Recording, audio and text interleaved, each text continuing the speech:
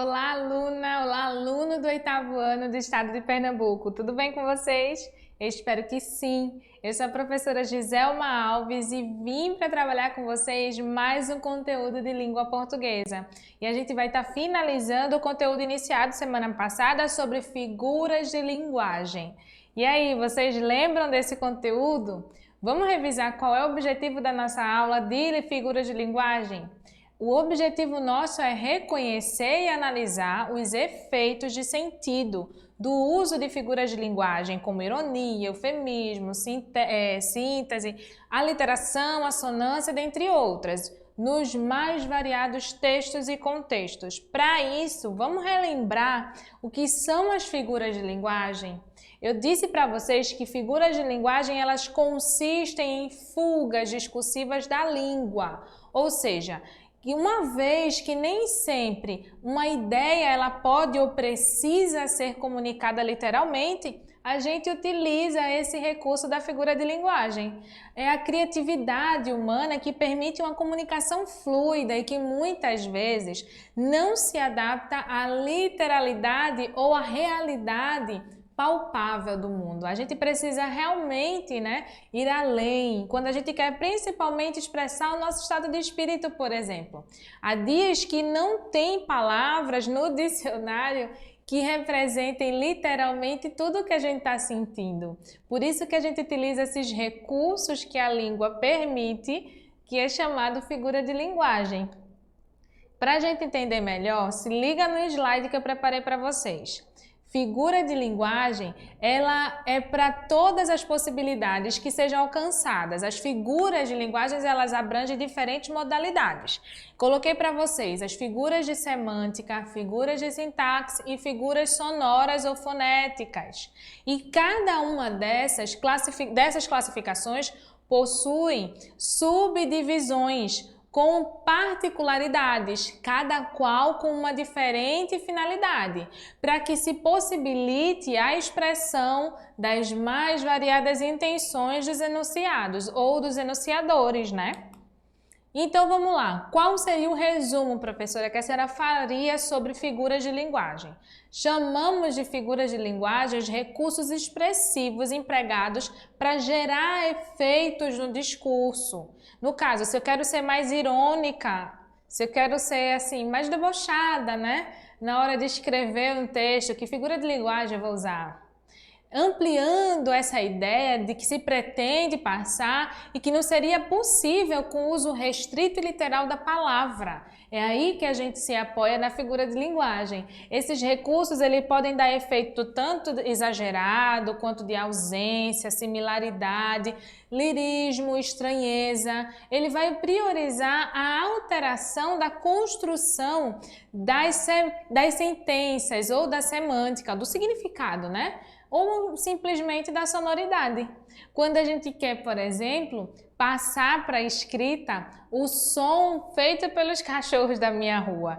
Há dias que eles parecem estar cantando. Então, como seria esse latido ou esse uivo, Quando a gente passa para a escrita esses sons que não têm uma palavra específica para determiná-los, a gente está usando a figura de linguagem, a figura sonora, a onomatopeia. Então, sobre isso que a gente vai falar na aula de hoje. Para começar, a gente vai analisar as figuras de semântica, a gente vai se deter ao significado. Para começar, a gente tem a antítese. E a antítese, ela dá-se quando se utiliza duas palavras ou duas ideias com significados opostos. Tratando ali na mesma sentença, na mesma oração, duas palavras com significados opostos para transmitir uma única ideia. Olha o exemplo. Quem ama o feio, bonito lhe parece. Esse é um ditado popular que provavelmente você já ouviu alguma pessoa mais antiga falar perto de você. Quem ama o feio, bonito lhe parece. São palavras opostas, Que a gente fica se questionar, como é que pode a pessoa amar o feio e parecer bonito? Mas a gente já viu situações assim, em que uma pessoa acha alguém muito ou alguma coisa muito bela e quando a gente vai observar, não acha tão belo assim. Por isso que existe esse ditado popular, Quem ama o feio, bonito lhe parece. Na frase feio e bonito são ideias opostas, mas utilizadas em conjunto para passar o pensamento desse ditado popular. Se alguém ama uma pessoa considerada feia por muitos, tal pessoa será considerada bonita por quem a ama, não é mesmo? Tem também, aí dentro das figuras semânticas, o paradoxo. Provavelmente você já ouviu falar essa palavra naquelas histórias de ficção científica, né? Em que dois mundos, duas realidades se chocam e acaba gerando aí, ó, uma realidade totalmente controversa. E tem um pouco de sentido nisso tudo. Olha aqui o que é o paradoxo. Em português, paradoxo ocorre quando duas expressões opostas são utilizadas de maneira que foge à lógica. Olha esse exemplo. Ela chama o feio e bonito ao mesmo tempo. Ou perdão, ela achava o feio e bonito ao mesmo tempo. Aí a gente fica naquela, né? Como alguém pode achar algo ou alguém feio e bonito ao mesmo tempo? Porque são ideias opostas, mas que em um determinado momento, mesmo causando essa estranheza e fugindo à lógica, tem sentido para algumas pessoas. Isso é paradoxo. Não faz sentido que alguém seja considerado feio e bonito ao mesmo tempo, por alguém, né, por um grupo. E por isso, nessa frase que eu citei para vocês, ocorre paradoxo. Na lógica, não tem muito sentido, mas tenho certeza que em alguma situação da vida de vocês, em algum momento, esse paradoxo fez todo sentido. Temos também agora as figuras de sintaxe. E para começar com as figuras de sintaxe, eu trouxe o pleonasmo. E esse a gente utiliza muito sem querer, como subir para cima, descer para baixo. Todo mundo já usou isso, não foi não? Responde aí.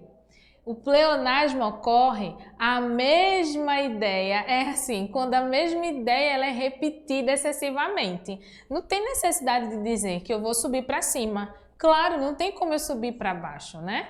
Subir para cima, descer para baixo, pleonasmo. Eu estou repetindo a mesma ideia sem necessidade, excessivamente. E isso ocorre com palavras diferentes na mesma sentença. Quando é feito de modo intencional, é visto como uma figura de linguagem.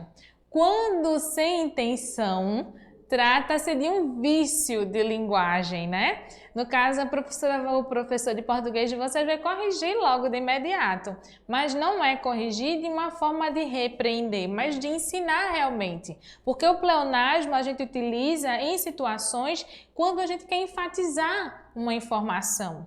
Mas o pleonasmo utilizado no dia a dia, assim, sem ter a preocupação ou entendimento que está se utilizando, para que tanta redundância? Acaba prejudicando a comunicação. Por isso que é importante também a gente prestar atenção quando e por que utilizar o pleonasmo. Olha o exemplo que eu trouxe para vocês. Me sorri um sorriso pontual. Isso é um trechinho de uma canção de Chico Buarque. Me sorri um sorriso. Mas claro, né? A gente não vai sorrir uma careta. Mas eu tô focando aí no sorriso de alguém.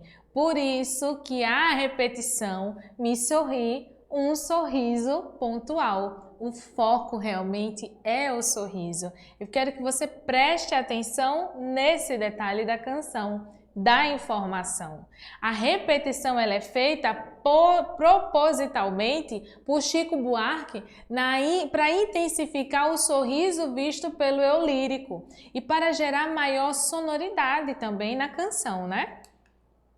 Outra figura de sintaxe é a silepse. Tem um nome até engraçadinho, né? Ela ocorre quando a concordância é feita com uma ideia que as palavras expressam e não com a forma gramatical dela. Ela pode ocorrer, a gente pode ver silepse em número, em gênero, em pessoa, conforme explicitado nessas frases que eu trouxe para vocês. Então vamos se ater aqui aos exemplos do slide. No primeiro exemplo eu coloquei: já toda a gente estava indignada, queriam ouvir. Em vez de toda a gente queria ouvir, a gente passa aquela ideia de singular, não é verdade? Mas então por que o verbo está no plural? Ou melhor, por que o queriam está no plural? A gente precisa entender que mesmo a gente estando no singular, a ideia que se passa é de um coletivo, é de um plural realmente. Por isso que queriam, ao invés de queria. Outro exemplo foi esse aqui, ó. Vossa Senhoria pode ficar tranquilo. Vossa Senhoria passa pra gente aquela ideia assim de realmente tem que estar no feminino, né? Mas não, a gente pode estar usando esse pronome de tratamento para um homem. Vossa Senhoria vai servir tanto para o masculino quanto para o feminino. Nesse caso ficou aí, né? Estranho quando a gente ouve, mas o que está sendo utilizado aí é esse lapse. Em vez de utilizar Vossa Senhoria pode ficar tranquila, foi tranquilo. Por quê? Porque era para um homem que a gente estava falando. Outro exemplo que eu coloquei foi esse aqui. Todos estávamos na festa. Em vez de todos estavam na festa. Enfim, a gente precisa entender que em algumas situações a gente vai concordar não ali com a situação, com a forma gramatical, mas na situação a ideia é que a frase está inserida. Por isso que vai haver essa figura de sintaxe, a silepse. Tem também a elipse. E o que seria elipse? Preste atenção porque a gente vai utilizar essa mesma ideia de figura de linguagem para mais duas situações. A elipse é a omissão de um termo na sentença sem haver um prejuízo de sentido. Isso porque o termo omitido ele pode ficar subentendido pelo contexto. Lembra do sujeito desinencial? É aquele sujeito oculto que mesmo ele não estando expresso ali na oração, na sentença, a gente consegue identificar pela conjugação verbal. Isso é elipse. Fica subentendido. Mesmo a palavra não estando lá, a gente sabe de quem ou a quem se refere. Olha aqui o exemplo que eu trouxe para vocês. Começamos o namoro há um mês. Aí você pode me perguntar, quem começou o namoro há um mês? Nós, eu e outra pessoa. Na frase houve a omissão do sujeito nós, que está subentendido pela conjugação do verbo começar. Por isso que a gente chama de sujeito desinêncial, porque ele vai estar atrelado ali à conjugação verbal, à desinência do verbo. Olha outro exemplo. O menino apoiou-se na bancada, olhos e ouvidos atentos. A gente omitiu aí o termo com, né? Observa, o menino apoiou-se na bancada com os olhos e ouvidos atentos. Esse com foi retirado, foi omitido e mesmo assim não houve um comprometimento com o sentido da sentença. Ou seja, a gente pode retirar ali um termo ou outro, mas preocupando-se em não modificar o sentido da sentença. Se conseguir, ali a gente conseguir empregar uma elipse. Agora lembra, tá? A elipse vai ficar sempre subentendido e de forma clara. Olha outro exemplo que eu trouxe para vocês de um trechinho de um livro de Machado de Assis. Diz assim: subiu a escada, a cama arrumada, o quarto cheiro do jasmineiro e a voz de uma das filhas embaixo. Papai, o telefone! Observa. Para dar mais agilidade à narrativa, o autor vai omitindo os termos. Ele fala, subiu a escada, cama arrumada, quarto, cheiro de jasmineiro. A ideia realmente é dar essa sequência de ideias mais rápida. Por isso que ele omite. Mas aí eu pergunto a vocês, comprometeu a compreensão narrativa da cena? Não, né? A gente entendeu que esse pai subiu as escadas, olhou a cama arrumada, olhou todo o quarto, sentiu o cheiro do jasmineiro e ouviu a voz de uma das filhas embaixo. Papai, o telefone. Deu para entender que a elipse, embora faça a omissão de termos, fica subentendido de forma clara os termos que foram omitidos, tá? Outra figura de sintaxe é a zeugma. E ela é um tipo de elipse também, mas ela ocorre quando há uma omissão de um termo dentro da sentença, mas porque esse termo já foi citado anteriormente. Portanto, ele fica subentendido e não há necessidade de estar repetindo, tornando a sentença e o processo comunicacional cansativo. Observe essa frase. Ele vai bastante à praia, mas também às montanhas. E aí? A gente omitiu o verbo vai, né? Observa, ele vai bastante à praia, mas também às montanhas. Eu não precisaria estar repetindo vai, vai, vai. Já ficou subentendido por ter citado anteriormente. Isso é o que a gente chama de zeugma. No exemplo, em vez de repetir o termo vai às montanhas, já utilizado no início da sentença, optou-se por omiti-lo, visto que está lá na ideia subentendida. A gente também tem um ascendente, né? E o ascendente é outro tipo de elipse, ó, já é a terceira elipse empregada, mas vocês vão ver que a elipse em si é um termo que ficou subentendido e não tinha sido citado. A zeugma é um termo que fica subentendido, mas foi citado anteriormente. E o ascendente é quando a gente tem ali a omissão de conjunções. Lembra o que são conjunções? São aqueles termos invariáveis que têm a função de unir orações ou unir termos dessa oração com o mesmo valor sintético. Então, vamos lá. As conjunções que o ascendente pode ocultar, omitir, é o e, o mais, o porquê, o logo, porém. Olha o exemplo que eu trouxe para vocês. Essa é uma frase do imperador Júlio César. Vim, vi, venci. A gente para analisar o contexto do imperador falando, né? Aí pensa, vim até onde? Viu o quê? Venceu? A gente entende que realmente é uma narrativa que dá a todos nós o poder de transformação. Vim, eu precisei sair do lugar onde estava. Vi tudo o que precisava ser feito e fiz, por isso venci.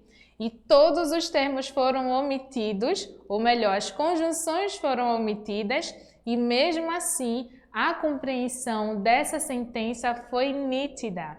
Não havia sido, olha outro exemplo, não havia sido convidada para a festa, foi mesmo assim. Nos exemplos foram omitidas as conjunções antes, né, lá naquela de Júlio César. Vim e vi e venci, para não ficar repetitivo. Já no segundo, nessa segunda sentença, foi omitida a conjunção mais, dando aquela ideia de adversidade, né? Embora não tenha sido convidada para a festa, ela foi mesmo assim. Nesse caso aí, quando a gente faz essa omissão de conjunções, a gente já sabe que essa figura de linguagem é um ascendente. Tem agora as figuras sonoras. E lembra que eu falei lá no início da aula da onomatopeia? Pois é, a onomatopeia é uma figura sonora e ela é uma tentativa de reproduzir sons e barulhos através da escrita. É muito comum em histórias em quadrinhos, nos HQs, nos mangás, né? A gente vê muito isso. Olha o exemplo que eu coloquei para vocês. Derrubou o prato enquanto enxugava a louça. Crash! É o barulho do prato quebrando. Embora eu não tenha feito a sonoridade legal, mas fica claro, né? Que esse crash é realmente o barulho do prato que está quebrando.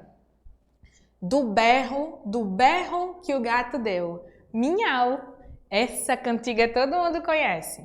Pois bem, esse miau é aquele som que o gatinho faz. E vamos combinar, né? Essa música é bem estranha, estimulando aí a violência contra os animais, contra o gatinho. Mas o que eu quero que vocês prestem atenção é nesse crash e nesse miau. Os dois exemplos é uma tentativa de reproduzir sons que a gente tem aqui no mundo real, mas não tem uma palavra que os represente. Então, quando a gente cria essa palavra, o que a gente está fazendo é a utilização de uma figura sonora chamada onomatopeia. Então, a onomatopeia é essa tentativa de reproduzir os barulhos. E outra figura de linguagem sonora que eu vou mostrar para vocês hoje para finalizar é a paronomásia.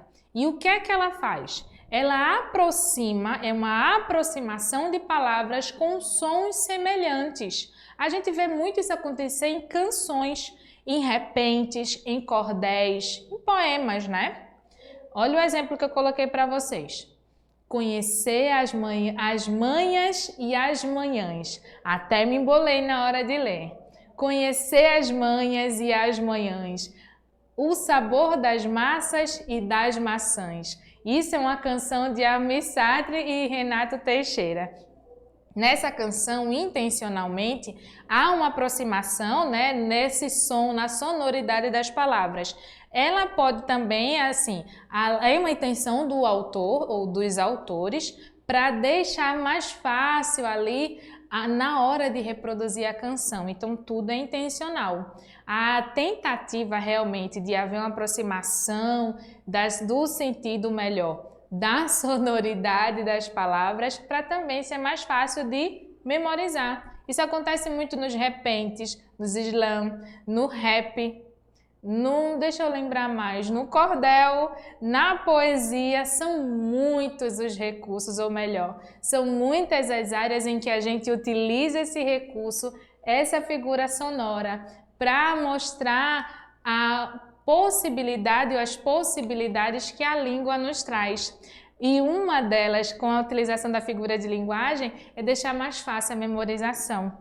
Bem, gente, eu espero que essa aula de hoje tenha auxiliado vocês nessa compreensão da importância das figuras de linguagem no nosso processo comunicacional. Que vocês entendam que a comunicação ela não se limita a simplesmente as regras gramaticais. A gente viu hoje com as figuras de linguagem que as palavras adquirem novos significados, elas podem ser empregadas de diversas formas dependendo da situação em que a gente se encontre, da necessidade de comunicação que a gente tem.